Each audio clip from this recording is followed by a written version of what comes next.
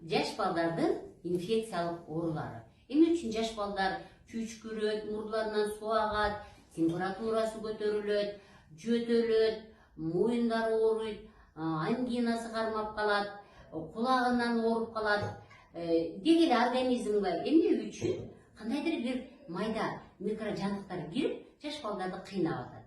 Мисалы ошол эле кор, ошол эле коклюш инфекциялык оорулар, ошол эле микробтук оорулар, булар ангина, кулактан ириң агуу, ринит, гайморит, тишине эмне үчүн курт түшүп атат? Тишине курт түшүү да бул микробтон болот. Эмне үчүн моюну тамагы жөтөлөт? Демек, ушул оорулардын келип чыгуусуна мен азыр башында айткандай микробдор жана вирустар себепкер болот экен.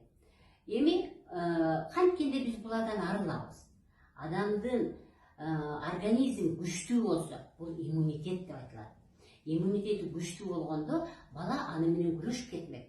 Иммунитетке эмне жооп берет? Иммунитетке баягы эле эң жакшы менин сыйлаган, эң жакшы көбүрөөк көңүл бургула деген бул лимфа бездери кирет.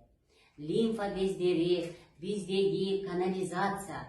Муну жакшылап угуп алыңыздар. Урматтуу мекендештер, сиздер моюндагы лимфа бездеринин жолдорун ачмайынча бир да баланы жакшы кыла албайбыз.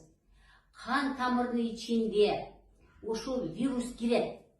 Мурдунан кирдиби, суу ичкенде кирдиби, бирөө жөтөлгөндө кирдиби, кыскасы ошол микроб болобу, вирус болобу организмге кирди. Киргенде эле ооз көңдөйүндө эң биринчи эле миндалиналар, андан кийин аденоиддер, ушулардын баары күрөшө баштайт.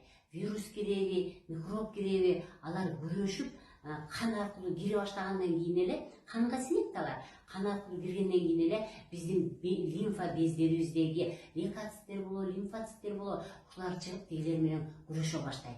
Эгерде баланын лимфа бездеринин ичи керексиз нерсеге ушуга чейин толуп калган болсо, анда ал өзүнөн жакшы лейкоциттерди чыгара албай калат, лимфоцит, моноциттерди чыгара албай калат, тиги кирген вирус микробдор менен күрөшө албай калат дагы, ошол микроб дагы, вирус дагы балада жашап алат.